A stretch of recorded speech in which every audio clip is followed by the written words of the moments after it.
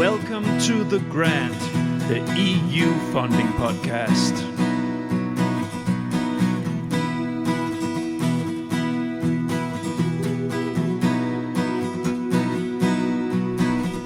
The Grant.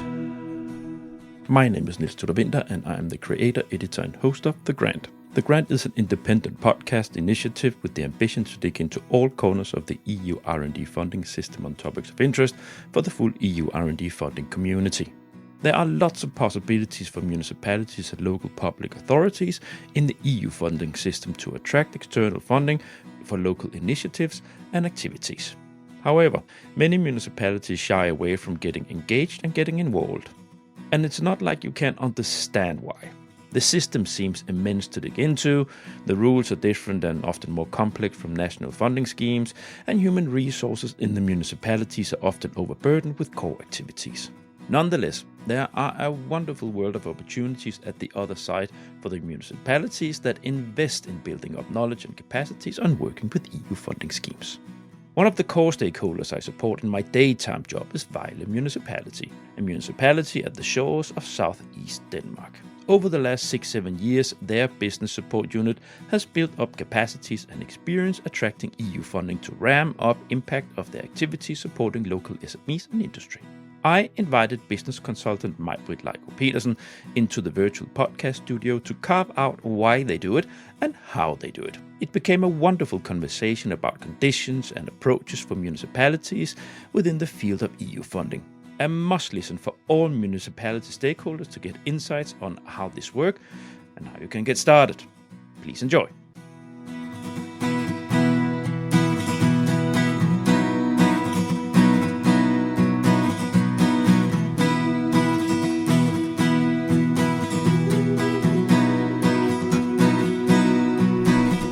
The Grant. Welcome to The Grant, the EU funding podcast. Today, we are going to talk about municipalities. We're going to talk about EU funding. And this is actually, normally, regulars will know that my daytime job is non-EU proposal and project related on purpose. But I do run into these things once in a while, and this is a local collaboration part from one of the municipalities I support in the municipal association that I work for. And I picked up that they are doing EU projects, and then I thought, well, why not drag them into my show? That was an easy guess to begin. Now, I've already spoken way too much when you have a guest in the room, so Maj-Britt, welcome. Thank you very much.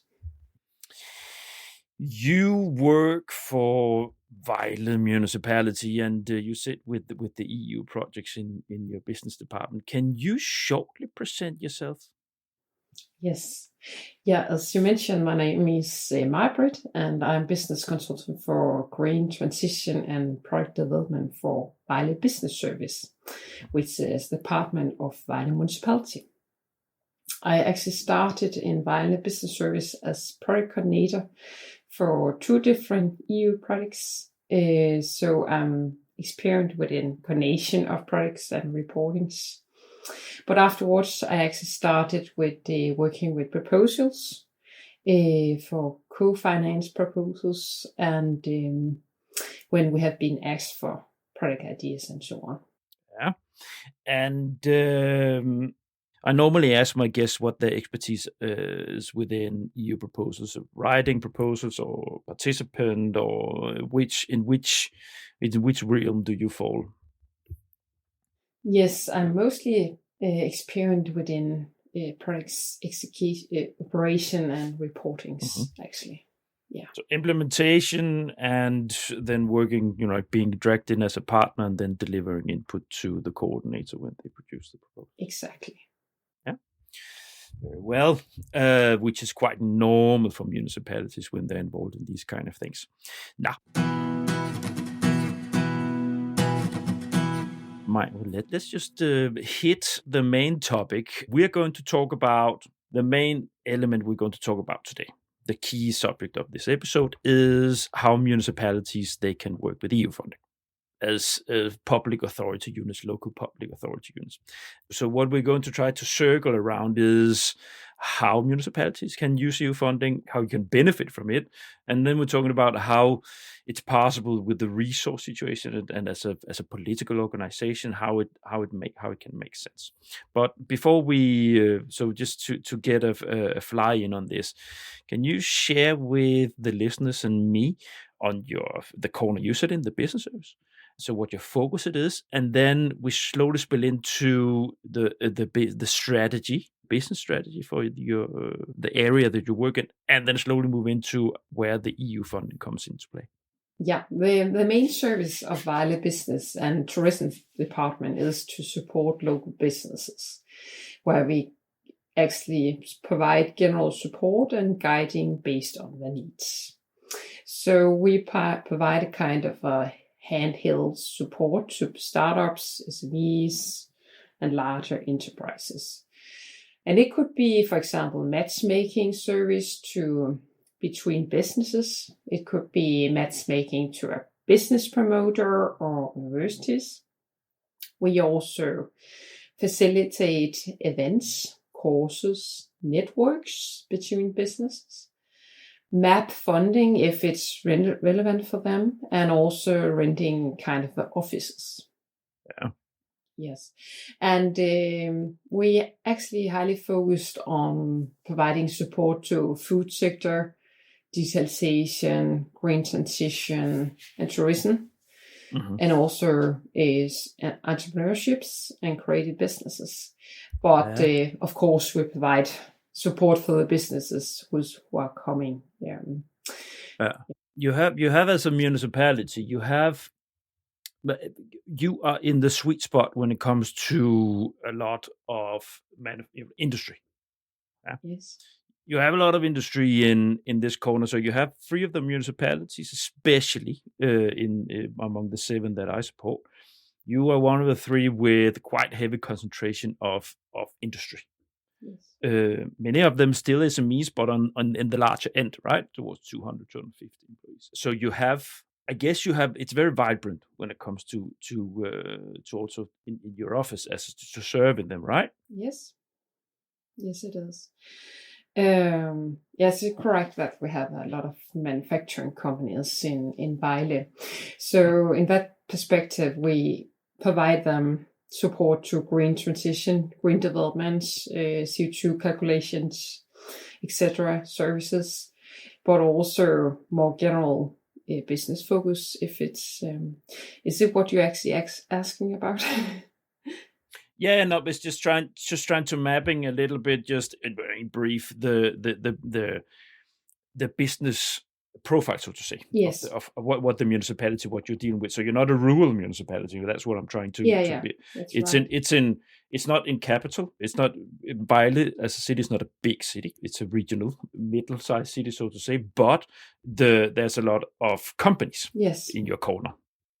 Are you the entity that develops the business support strategy for the municipality, or do you have the municipality board that does that, or how does that work?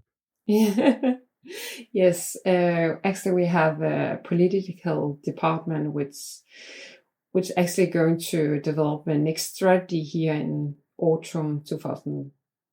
This autumn, together with the businesses. I don't know how the approach will be this year, but we're going to develop a strategy, and we also have in parallel process making a kind of a business strategy which underpin the overall strategy. And this is, I think, any municipality, and it's not just Denmark. This is a universal, almost at least European universal, say, core topic. Attracting business, attracting companies to your municipality, to your local community, is vital for a municipality's economy. So you sit, of course, in one of the core spots for the mayor and for the local politicians because they want the municipality to grow. Yeah. So that's in your corner. And so the attraction strategy, is of course a matter of making things as comfortable as possible for the companies that it comes. Yes. Part of this, it is to offer services where they find themselves comfortable, where they can develop, where you give them possibilities as a municipality.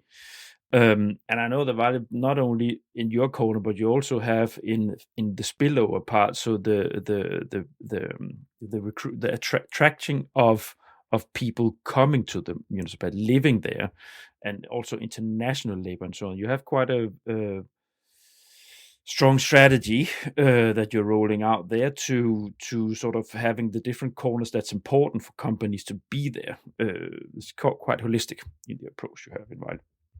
Now, we need to move into the EU funding part. These things play together. Can you try to share with... But may I Yes. just add something based on that?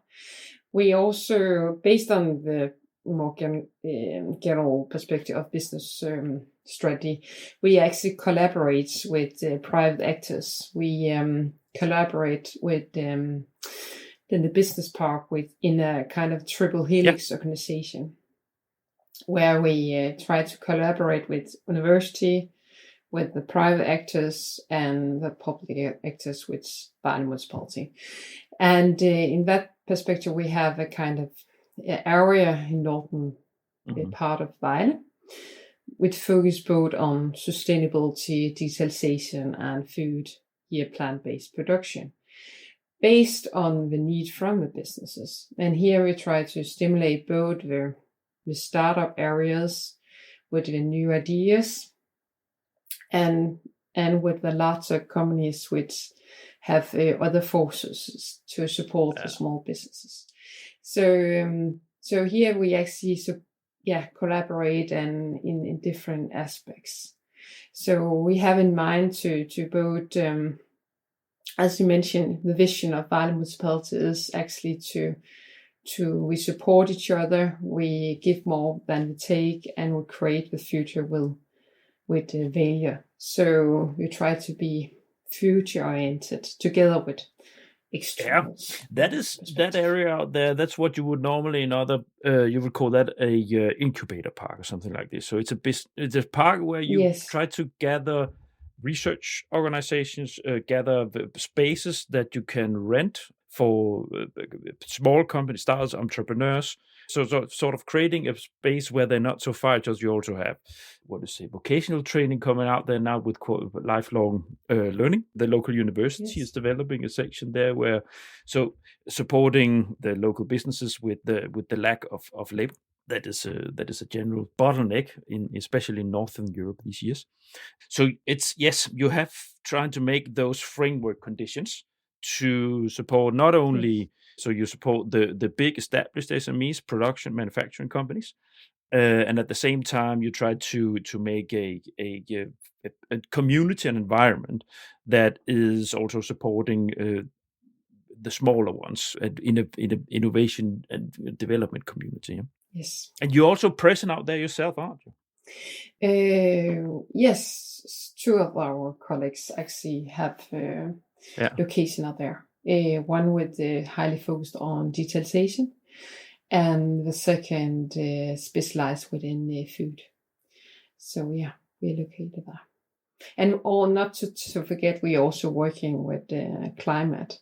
So we have a climate strategy. So as we have the vision of being CO2 neutral in 2050. Yeah. 50. And so, that is some people, if you have all these organizations or local communities that promise they will be climate neutral in 35 or something like this, that's because they're not so heavily industrialized as yours. That's a challenge, right? Also because it's the area that Vejle is in is not only about the industry, it's also it's a huge traffic issue there. So you have a lot of traffic coming through, so that alone is an issue. Exactly. Farming, transport, and production. Right, we're going to bridge this a little bit, because now we talked sort of the general conditions and how you support your businesses now. if we try to move a little bit into the EU funding part, which is the core topic of this episode, of course, because of the podcast, you are engaging yourself as a municipality, as a business support unit in EU funding. Yes. Yeah. Maybe we start with, I put here in the rundown how long you've been doing this. Maybe we start on that place. Maybe we start with, why do you do that? Why? Yeah. Uh, So the motivation, what motivated you from the beginning? Personally or from the department side? From a strategic point of view, why is it something that your business, why is it something that your managers, what's something that the politicians has said thumbs up to that you do? Yes. Why we participate is EU projects actually provide us both with specialized human capacity, know-how within specialized areas, knowledge sharing with international stakeholders, and also extra services for the businesses. It could be events, workshops, and external advices. So these kind of services provide us new opportunities and offers for businesses than just having internal funding. So if I just give you some examples, I have a colleague working with applying open data from enterprises just for measuring CO2 footprints, and the product is called Data for All. We also have another where we actually focus on renewable energy implementation and facilitating energy networks for businesses. It's called GRID. So here in GRID, we actually provide the businesses external energy services in that context. And it was not possible if we didn't have the EU products. Yeah. We do the same within circular food system, circular construction, and we also have a products within strategic collaboration with other international partners. Mm-hmm. So actually it provides us to be more broad and also specialized within the subjects we couldn't if we just had internal funding. How long have you been doing this? Because I know municipalities, from my own work supporting North Denmark municipalities, it's not always easy to get them aboard these things. So as such a facilitator, I was always very happy when I had a municipality that was working with it. So do you know when you started with this? It's a quite good question, actually. I just guessing. My previous colleagues have been very productive with the proposal before my time in organization.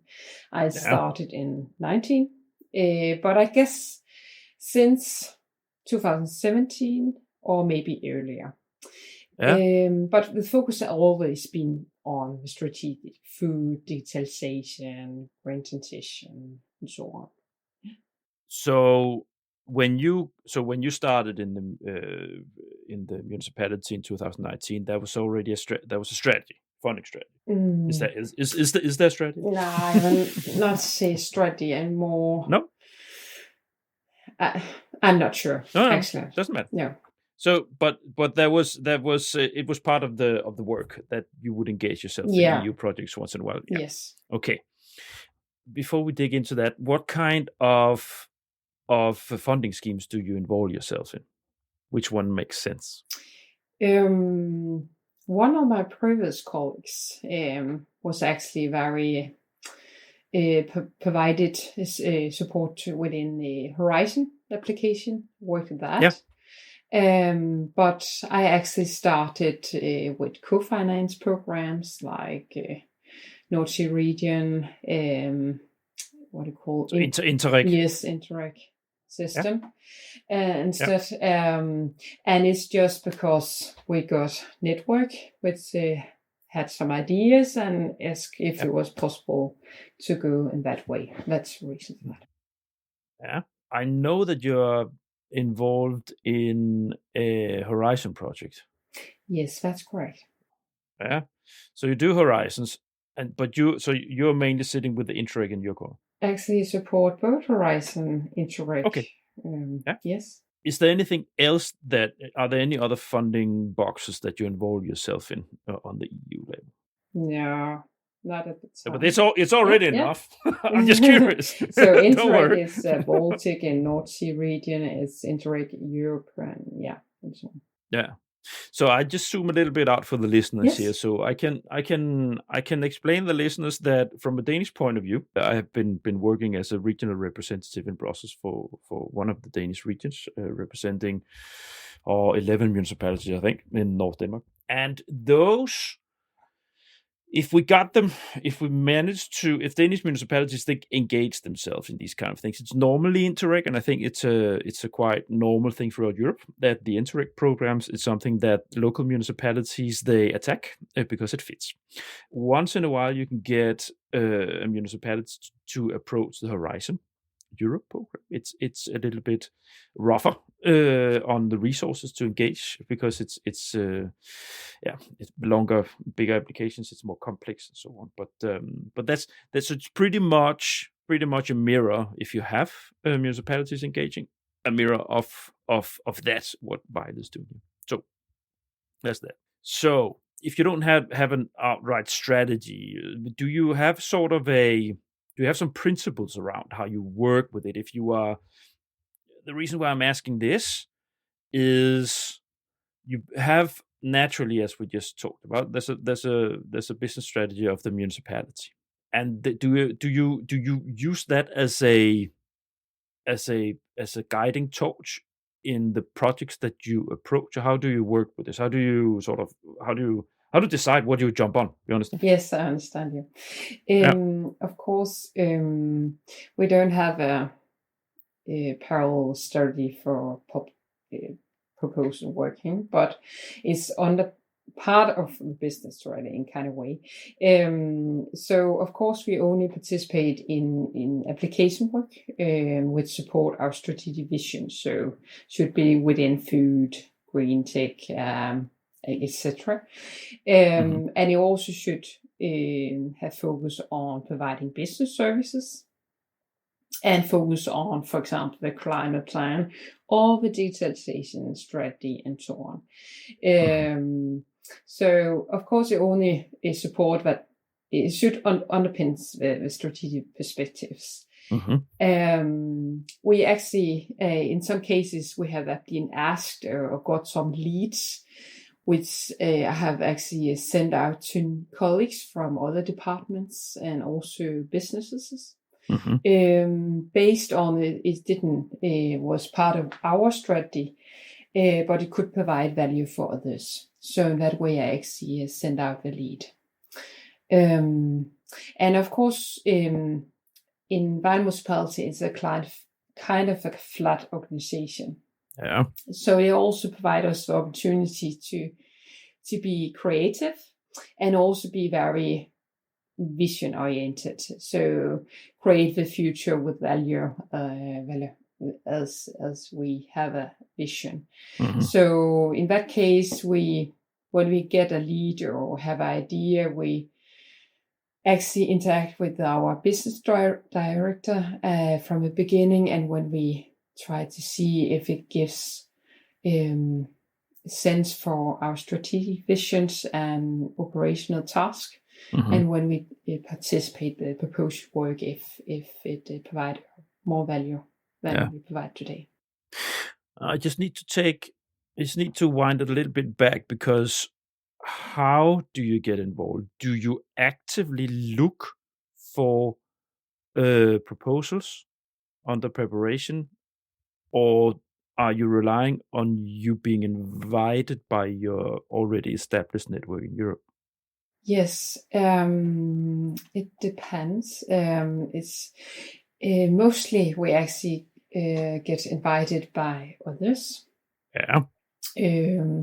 So we have a network, as we have worked in projects in last 5 years. Yeah. So in that way, we have a network, and they actually reach out when we have an idea. We also sometimes, if we have an idea, we contact our what they called the Southern Danish European Office. Exactly. Yes, to actually mention we have this idea. Do you know partners consortium which actually focus on this? And then they sometimes come back after some months, or they have this idea, are we interested? We actually got a new products in based on that lead. We also participate a proposal from lead from the Southern Danish University, which was partner in a proposal, and when we actually was participating in that proposal work. Okay, so these are important information, important bullets. So, dear listeners, first of all, the first thing that Maj-Britt explained you and me here is that it's important to get involved in EU projects because you will get callbacks when this collaboration, they continue with new stuff. That's the first important information. The second important information is that some countries, they have representations in Brussels. All countries in the EU, and also countries outside of the EU but in Europe, have regional representative offices in Brussels. It's different what their focus of these offices is. You have a lot of policy offices that deals with the policy side of the general political strategies of a region or municipality in Brussels. But you also have some offices that are supporting local stakeholders with attracting EU funding, be it R&D funding or Erasmus funding for schools and so on and so forth. And in the Danish context, you do have 4 regional offices in Brussels, and one of them, of course, is connected with, or will support this municipality of Vejle that we have in the studio today. And what they do is that they go, and if Maj-Britt here, she's reaching out to them, say we actually would like to do something, an EU project in this area. Then what they do in Brussels is that they screen and see what kind of calls are there, and maybe also try to find some consortia that is being built up, and then they connect and facilitate the connection to Maj-Britt here. So this, for any of you out there sitting in municipality, check if your region is having such an office in Brussels. And the last important thing that Maj-Britt mentioned here is that the connection the municipality have with the local research community can be important for a municipality, and this is not a normal thing. It's not a normal thing for a municipality administration to have strong links with the research organization, research communities in the local area. Some do, but it's not, based on my experience from working for municipalities, it's not like they would mostly focus on core municipality business, being elderly, school system, health area, and then administrative parts of it. So it's having a connection with the research. That's not that normal, but if you do that, as they're doing in Vejle, that also throws things off. Yeah. So yeah, well done. Yes, but I'll just mention as a plus thing is the reason I have a colleague working in EU project focus on international collaboration, where they actually try to see if it's possible to make a network for making new proposals. So in that perspective, he reached out to SDU, and that's a reason for the lead. So indeed, yeah, again, we actually have a good outcomes of project participations. Yeah, that's the thing. If there's a connection, doesn't mean that you have to deal with the local university all the time. But when you have sort of a connection with the strategically important things, then these things, they come. Yes. I always used to say that if you stir up in the soup, you have meatballs coming up at a certain point in time. But it's the thing, it's like this. What I wanted to touch upon in relation to the reason why municipalities sometimes move themselves into these things. One thing is that you can have a European network, or you get to do things that you're not able to do when you're scaling other things. But what is also an issue for local municipalities is resources. It's constant issue of resources. Having resources, how much money you get from the central government to the municipality, what they can do with the school system, with the supporting the elderly, and so on and so forth. Here, it was always a good argument for a facilitator like me, like I used to be, to say, look, if you go into this, you might be able to save a little bit money on rolling out some of these things for your business. You might be able to save some money, some resources that you can use on warm hands in the elderly sector, for instance. Is that something that you are aware of? Is that an element in the reason why you're involved in these things, that you can mark up your own activities, but you can also, there's some resources that can go elsewhere? How does that work? It's a tricky question now.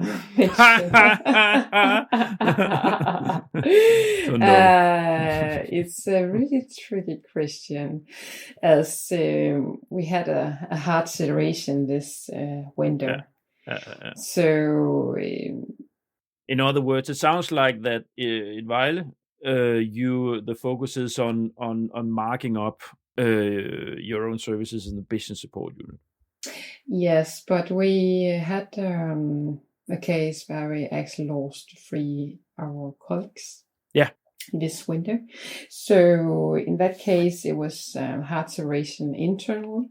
Mm-hmm. But of course, that's the reason we actually need these products to provide extra services for the business, to secure that we actually reach our CO2 our climate plan vision, and to also be a visionary and interesting municipality. It saves you a little bit on what you actually would like to do towards the companies. Exactly. Yeah. So we provided us, we use it for giving more than we can. Yeah. In a way. It's a nice bridge, because what we need to talk a little bit about now is about the organization of all this. So how many people are involved in this? So you're just 3 less. That's not funny, because I've been in the same situation myself with the organization I work for, also letting people go. Now, how many are you involved in the EU funding part in your section? The application or the operation? Both. So how many are in touch with the EU projects and the EU related issues? Yeah, as when we working with proposals, it depends of the focus area. So of course, I interact with the colleagues specialized within the area. Mm-hmm. When we're developing the application. And when, in some cases, the colleagues participate in the application writing, sometimes it's just giving feedback or have ideas. And when I have the collaboration with the international partner. Mm-hmm. So it could be 2 to 4 person, depending on the focus area. Of course, we interact with our manager to get feedback to activities and budget and so on. Is it, if we look at the people that you are, so the whole organization of the business support unit, does everybody at one point of time have been in touch with something related to a new project, or are there people who just focus on something else, and then if it's EU related, then you have a group of people that would be involved? We actually divide it differ. We have a few colleagues actually didn't work with, who are not working with the EU products. Yeah. They are specialized, focused in providing service to local businesses. Mm-hmm. And when we have a team providing actually product coordinators, coordinate the products and so on. Until today, I have participated in products by myself. Mm-hmm. So in the activities task, starting the products together with the coordinators, supported during the time and so on. Mm-hmm. And I also supported with the both the development and reportings, finance and activities, and etc.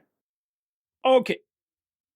Let's try to take it a little bit step by step. What happens in your department when you get? Let's just say you get someone is reaching out to you.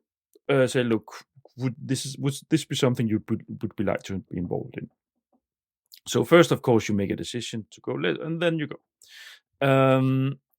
So then the coordinator asks you for. There will be some meetings, and you will need to give some input.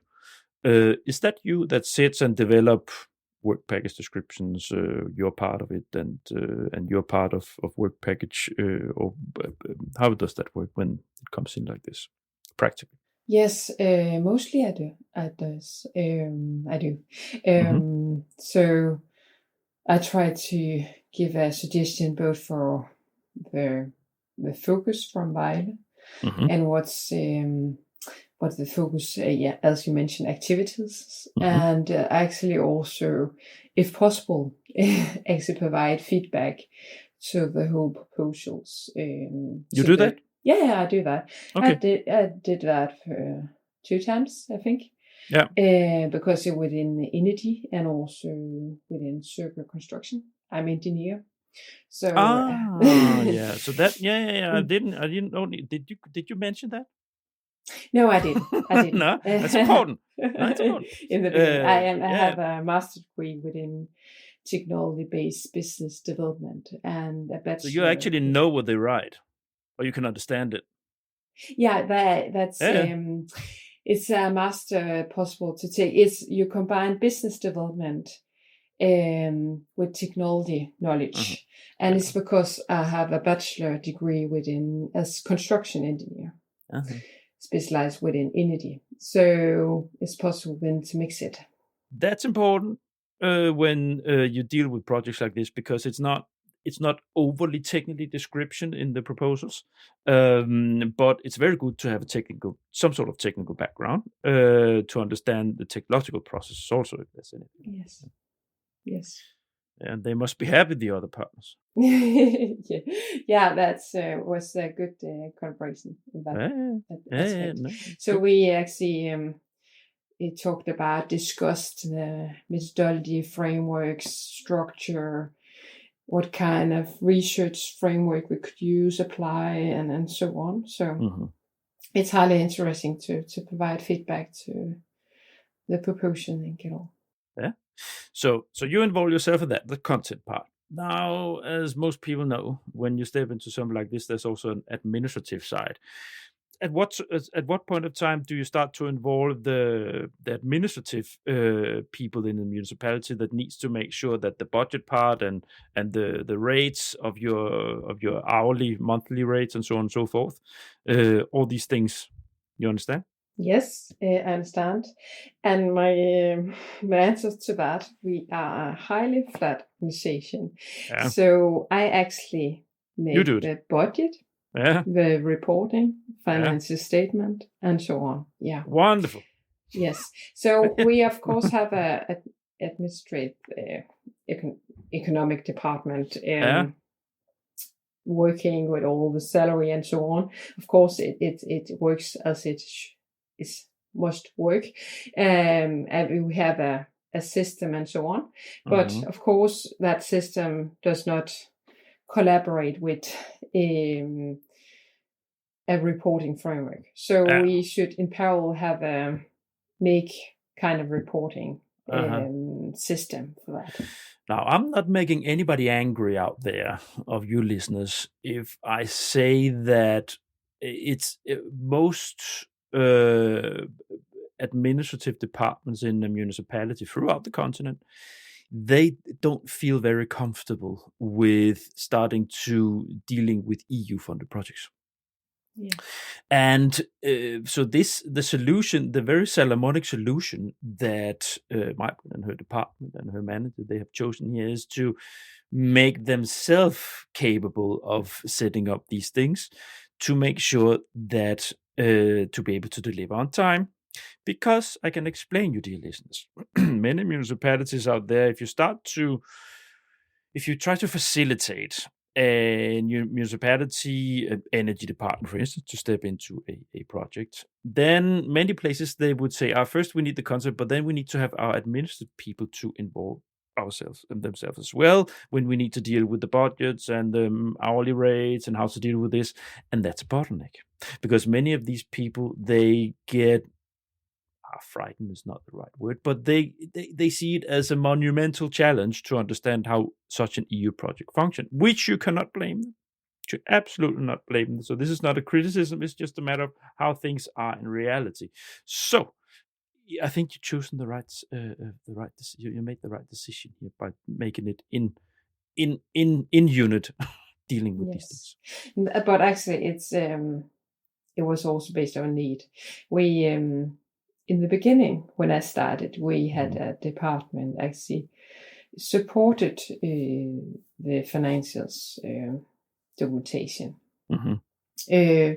But it was saved. It was reached out to each department to do it by themselves afterwards, after a year, I think.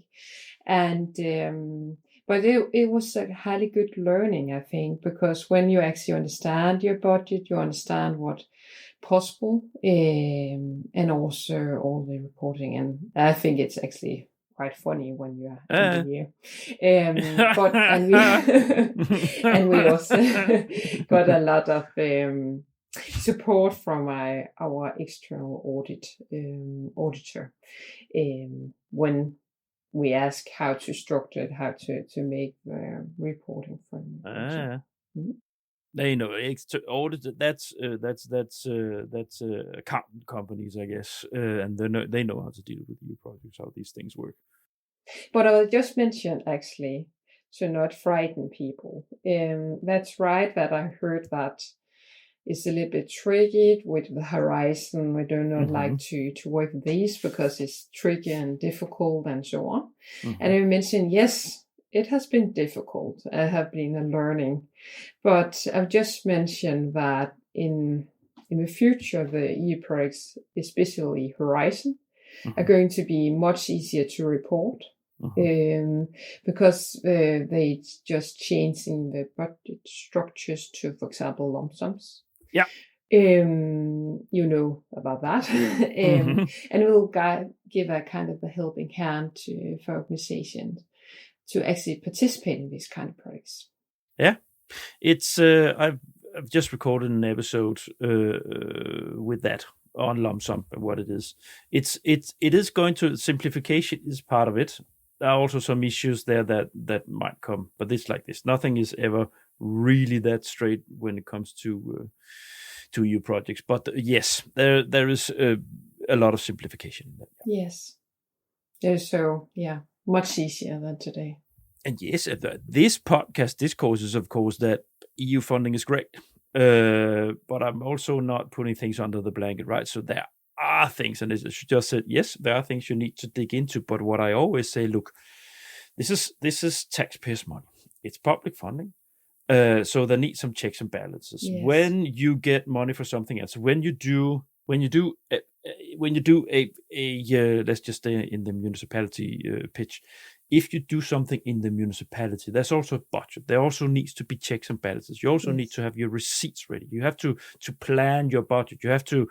It might not be big, huge work packages with 35 external partners, but you will have to have a check on what you do. This is just in a larger scale, and when you get used to that, when you learn it. It's not that difficult. If you put down the defenses and take it for what it is and learn, okay, what are things here and here and here, and take the support you can from, if you have regional offices like you have, all the NCP functions that all countries they have, take those opportunities, online, webinars, whatever. It's going to be okay. Yes. And it's going, Yes. So it's fine. It's maybe more tricky. In our cases, we had budget which so high, which actually required a kind of external audit certification. That's the reason we had a lot of work to do. But in other cases, we had partners in the projects which does not have that reason to get a certification. So it's maybe easier to make the calculation, have the documentation, and when reporting EU portal. Yeah, that way. Just touching upon you've mentioned, I don't know if you mentioned, you sent it to me. So you don't coordinate any projects. Is that correctly understood? No, we don't. So you step in as partner. Yes, we do. In some projects, yeah. Work package lead in anything? Yes, in one horizon we have been, but we have finalized that case. And a second Horizon Europe, I think. We also have a task lead role. Yeah, good. And how's that going? It was fine. It was two different consortium. One of the projects was co-led by a Purist colleague, so I think it was okay. She is very very good in projects, so it's not a problem. Yeah. And the second is another case, and maybe a little bit tricky. But it's fine. It gives little bit more work, and you have to use your coordination tasks in another way than if you just participate in as partner. Yeah. Yeah. That's you need to know. You need to have what are the other guys doing? Yeah, exactly. You keep an eye on deliverables because the coordinator is going to ask you how is it going with deliverables in your work package. So you need to keep track. You need to be the coordinator's eyes. Exactly, and we also actually had a lead role in Interreg. So it's fine if you have a coordinator which actually likes to have that role, good in communication, planning, and also good in collaboration with other partners. It's okay. Mm-hmm. Is there? How have you? Are you aware of consciously aware of the limit of number of projects you can handle in the department? At the time, the limit. Yeah. How many do you run now? How many are involved? Yeah, how many? 2 seconds. 2, 3? No. I'm counting.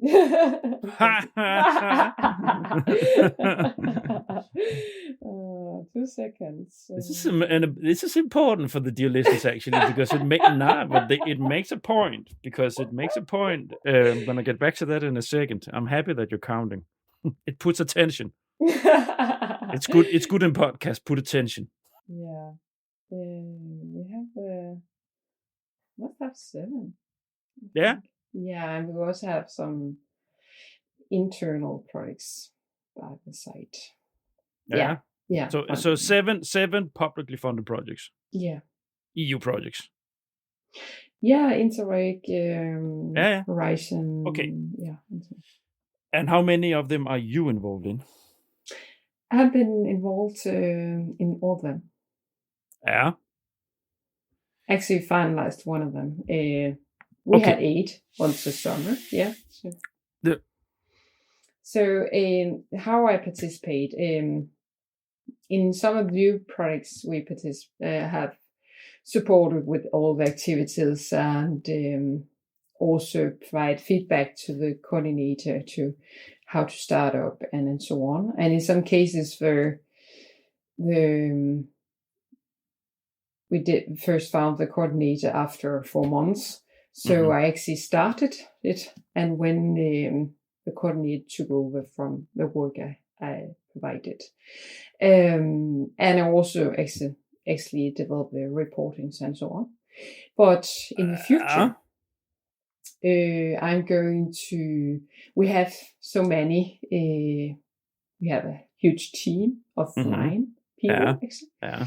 And so in future, I'll be more trying to focus on guiding, providing feedback to the team, and also the coordinators are going to report by themselves. But it, of course, needs some learnings, which I actually providing today. So we have some I'm sharing the frameworks and learning and how to do it, so we can do it by myself. Okay, I have important questions here also Yeah. for the listeners. First of all, do you remember, you don't need to say the exact number, when you started in 2019, how many EU projects were running when you came in? It was 2. Yeah. Okay. So now here's a matter of capacity building. So obviously you have by 400%, you have increased that the running projects that you have. Is there a learning curve here where things got easier and you got more and more used to it, or involving more colleagues so you could scale up? How did you manage the scale up? It was needed because in I think first 3 years, my previous colleague and I worked with the products together. But when we actually got several products, it was needed to hire new colleagues for actually working with the operations. In that case, I also took more over in reportings than operation work. So it's based on the need, but also to be more focused in some of the products, because, for example, we have, as mentioned, we have a products focused on open data. So it's highly important that we have a colleague specialized within digitalization and open data. So that's the case. So we focusing on having specialized team to work with the products, and when we, for example, provide my expertise to provide support to how to read the application, make it into activities, providing feedback to theory and so on, but also guidance to more of the administrative things, reportings and so on. Yeah. So in other words, to translate this to the listeners, you took the project you came in, then that gave you budget, gave you resources, you needed manpower to implement what you promised in those projects. So you synergized with that, so you got new people in and you got them involved because they had to implement the project, so they got to know what it is to run an EU project. So that per se made it possible for you to get involved in more EU projects, because not only did they implement those projects they were involved in from how you hired them, but they could also be attached to other EU projects. Yes. Yeah. In other words, the EU funding it's not only helping you with, it's very important that you listen now, dear listeners. So not only did the EU projects give you external funding to do more for your local businesses, it also made it possible for you to scale up manpower and to get more projects in to give even more services to your companies. Is that correctly understood? Yes, that's correct. Yeah. Okay. You just gave, and I summed it up and translated it into to something that would make an extremely good selling point for any municipality out there that would like to be able to do more and at the same time get an international network. Get more colleagues, do more for the ones you're supporting, stakeholders, and getting an international network. Leveling up your capacities of your employees, as you can hear here. She has become better and better and better. So now she's not only, she knows the full circle, and she's also now to the extent that she is coordinating on a more helicopter, bird's eye view dealing with these things. Sorry for talking of you in third person. It's fine. I've just mentioned that it's not only me that provided proposals, it was also a previous colleague highly good in providing Horizon products. I understand. Thanks for that. It's not going to be that much longer, this conversation, but I want to talk about, we did talk a little bit about how you engage yourself, but do you do any sort of active, do you go to brokerage events and working specifically to pick up proposals, or do you solely rely on the network to get back to you? How do you deal with this? So you mentioned the office in Brussels. Do they go to brokerage events for you? No. No, I have thought about it, that it could be interesting. They can do that for you. You understand? Yeah, no. I'm just going to give them work. Good. And if you out there from the South Denmark EU office, if you listen to this, I'm just giving you more work now.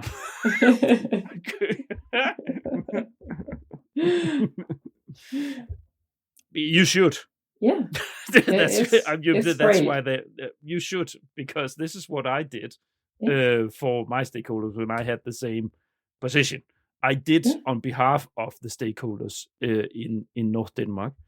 I did go to brokerage events and sold their needs. I made them get back to me. What would you like to do? And then I sold them to consortia when I was going to these things. That's great. Good hint when you mentioned that. Ask for that, actually. No, I just participate kind of event. Was a kind of event for North Sea region products where we had to talk about what was the focus in the COM3 products we participated, and we got a prize for a photo we provided. So in that case, we had some network with externals, and also got a lead, 3 leads, I think. So it's also a way to do it. Yeah. All right. Implementation. We have been talking here and there about it. So let's just take it from the top and down. So you are involved in a proposal. It's you receive the acceptance letter, the most wonderful letter to receive from in your inbox from the Commission, that the proposal has been granted. So you of course you have the meetings with the partner group. The coordinator reaches out. You have a kickoff meeting. Do you already know before you get this message? Do you know who's going to be assigned from the team if it gets funded? Not always.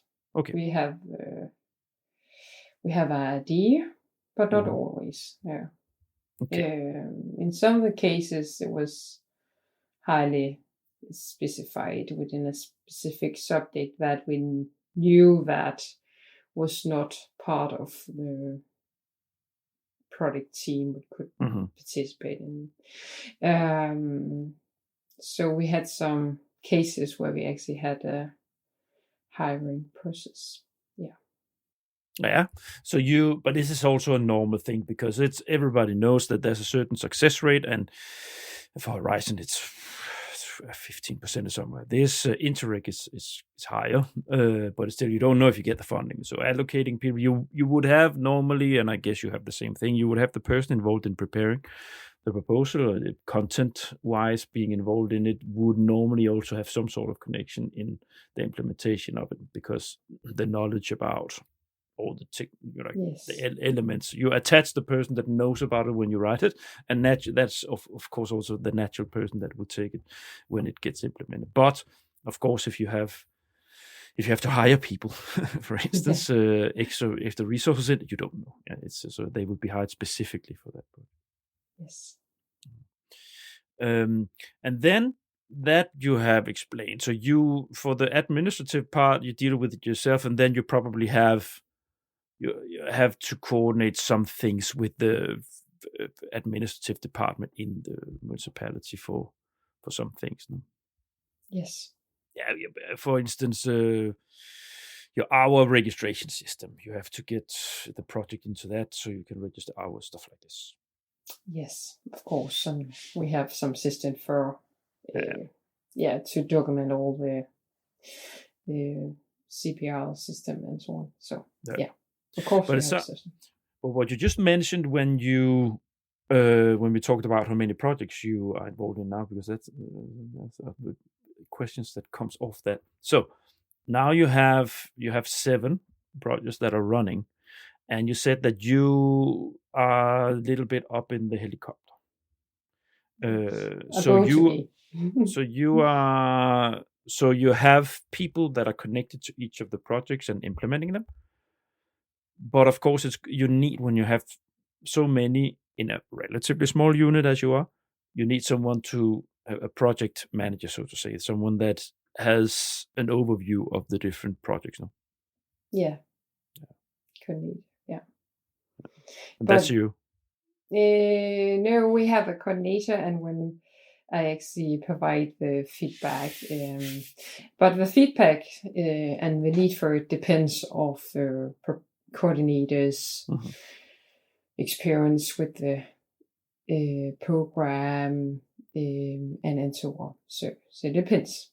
Work depends on that. So here I put how much you are involved when they're running. So you personally. So the 7 projects, I guess you will have some of them where you are the key person in the implementing, and then you have some where you're less involved. In the beginning, in some cases, I have been the key person. For example, one of them, I actually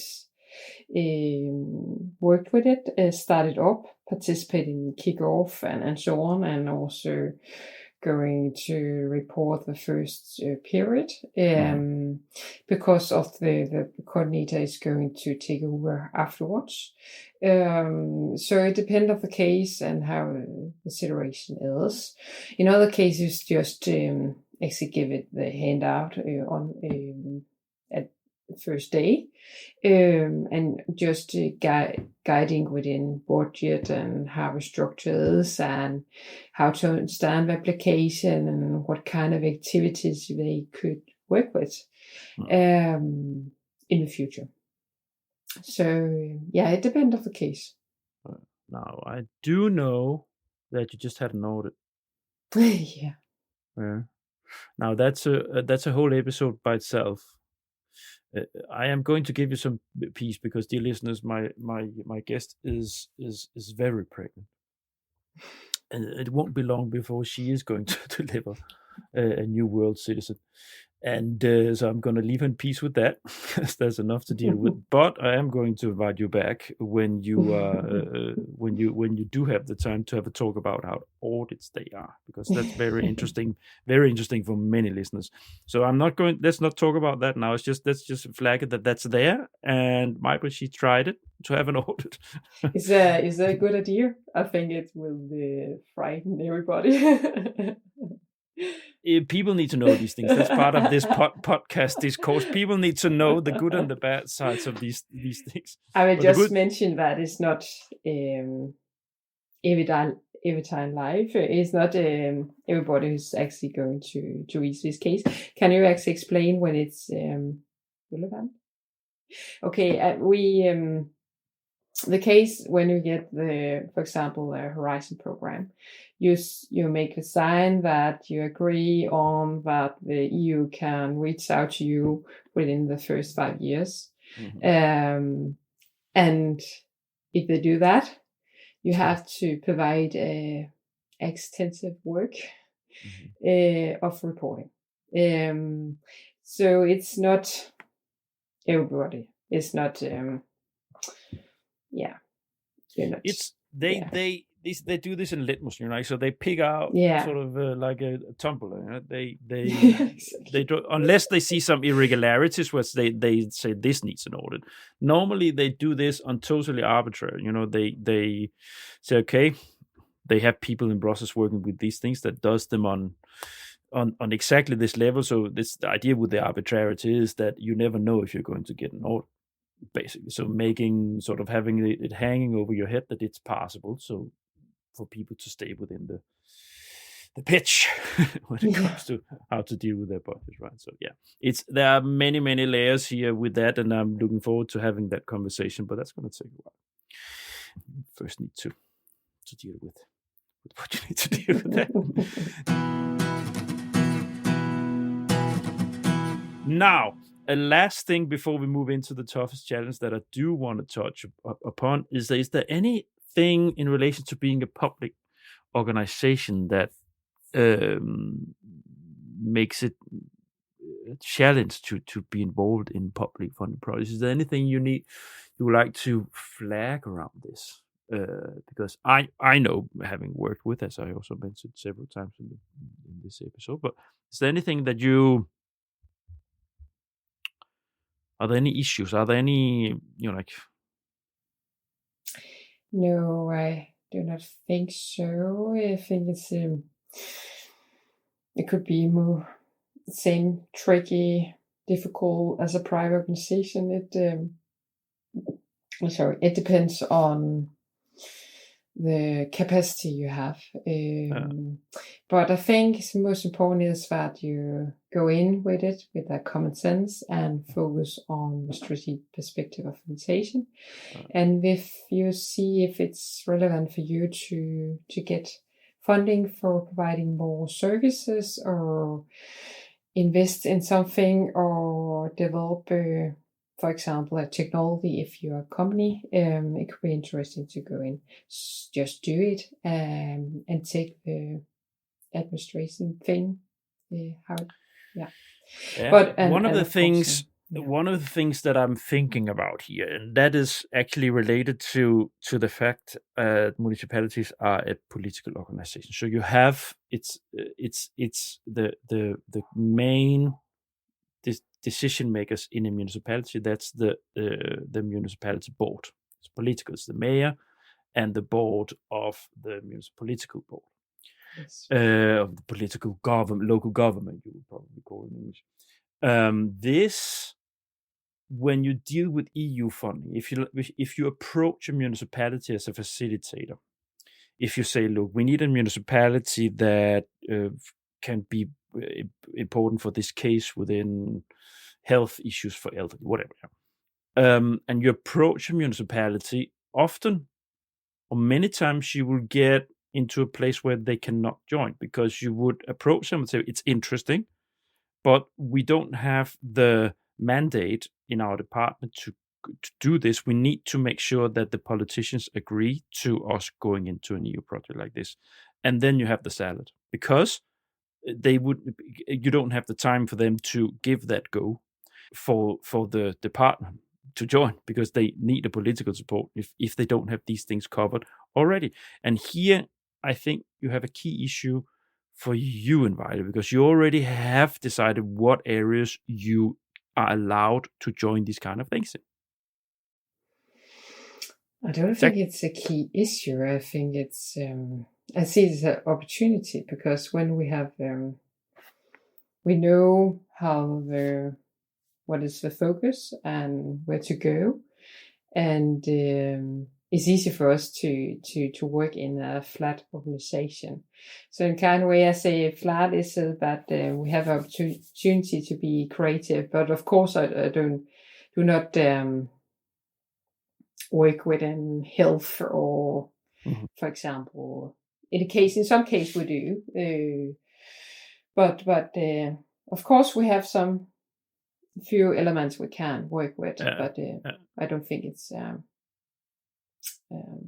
I'm happy to hear that you don't have that, because I know from the work that I've been doing before, and it's not just Danish municipalities, it's also throughout Europe. But this is one of the main barriers or bottlenecks when you want to have a municipality. And if it's dealing with something where there's not taken an active decision by the political level, then it can be difficult to get them in, because they need to check in these levels before they can accept to join. And I guess because you're a business unit, there if we stay within the business support, stay within in our corner. You stay in your corner with business support. We stay within climate. We stay within the food. We stay within the energy with data, digitization, and so on. Then we're perfectly home free. Nobody's going to say a word at the political level that we're involving ourselves in these things. Exactly, and we provide the support, as you mentioned, to the businesses. So not the public. And if we go in a subject like the public and so on, we have to contact our colleagues from other departments, and we do that. So yeah. All right, let's wrap it up.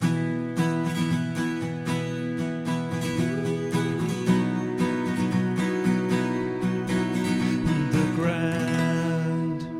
Toughest challenge? What's the toughest challenge for your municipality when you deal with this for your unit? Actually, I think it's as we talked about the financial reporting, where we actually had to make the reporting standards, frameworks, documentation, process, and so on by ourselves. But it has been a learning process. But it takes time when you have to do it by yourself. But also learn, and you can use it for several projects. It is something that you get better at it, but it is something that it takes time, especially the first couple of times you're doing it. Yeah. So you can perfectly understand that. No, Mai, but do you have anything else you want to say before I wrap it up? You actually asked to how many proposals we participate each year. Yeah. So, yeah. Of course, it depends of year to year and the opportunities, but I guess it's around 4 to 5 proposals per year. Some have been 100% funded, others have been co-funded. But it also depends how many projects we participate in network and so on. So if we're lucky, we have it. And that process, I guess, it's a little bit like we touched it, but that's of course, you need to coordinate resources on who's going to give input to what. Yes, of course. I just reach out to if they have some insight within the subject and so on. And given that you're not coordinator, of course, if you're in a proposal process as a work package lead, you do have some coordination on your head with work package group discussions on what's going to happen in your work package, and you need to coordinate with the coordinator on input and so on and so forth. But as long as you're not the coordinator as such, then it's doable. Yes, it is. Yeah, but of course we had some where we was the lead, so we had to coordinate and so on. Yeah. So we have tried it. Yeah. Proposal processes are quite uncomfortable. So how many do you attach to if you're involved in a proposal process? When you are involved in process, how many people do you have? 1 or 2 persons or more? How? I think 1 to 2. Yeah. That's just, being a tandem is always good. Yes. Yeah, it is. Yes, it is. Yeah, I think the lead is often very prof. Maybe they have an external to make the proposal, or we know the intern which have some insights. So yeah, but often it's an external which actually make the proposal work. Yeah. I've tried that one time that the external which was providing the proposal work, writing, actually making kind of an online meeting with all the partners. Do you mean a consultant or? Yeah, exactly. But yeah, so just making kind of a online meetings for actually making the application. Yeah, consultants there. Of course, you've been involved in proposals with consultants. Yeah, it's sometimes like this. No. Anything else? No. Did I forget anything? I don't think so. Right, it's been absolutely wonderful to have you. And I'm just going to land the plane program before we say goodbye to the listeners. So, dear listeners, thank you so much for listening to the end. I hope you enjoyed this peek into the local authority world and EU funding municipality world. Go to my website if you like what I'm doing here. There's lots of episodes now. I passed the 100 mark. There is lots of information for you, also for the ones who like the information that you received here. Lots of content. And while you are in there, don't forget to subscribe to my email list. That spells currency in the podcast world. So please, if you have any sympathy at all with what I'm doing here, do subscribe to my email list. Finally, connect with me on LinkedIn if you're not already. That's where the fun happens. That's where I share and post and so on and so forth with everything I can on the flow of EU R&D funding that flows in there. So you can also take advantage of that. That's it. Margaret, thanks for dropping by the virtual podcast studio. And thanks for having me. Been an absolute pleasure. And of course, good luck to the next big project you will be having in a couple of weeks. Non-EU proposal related big project. And we will indeed stay in touch, because I do promise you will get an invitation for the audit episode. Yeah? It's going to be good. Let's say goodbye to the dear listeners. Bye. Bye.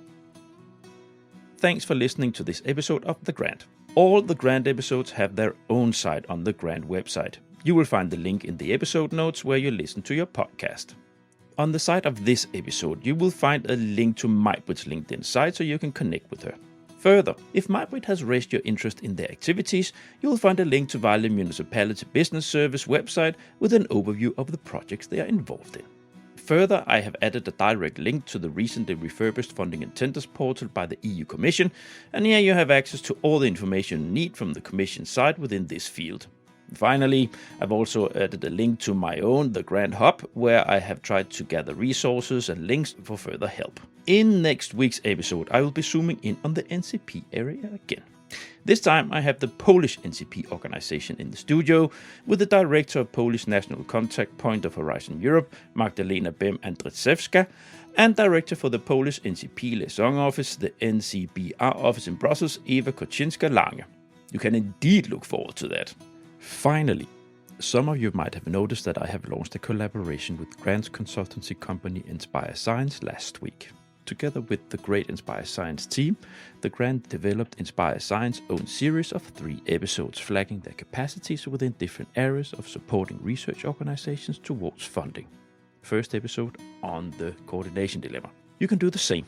If you have a specific message within EU R&D funding that you want to share and think that podcast and sound will be an appealing tool in your communication strategy, please reach out to me for a conversation on how I can make that happen. See you next week.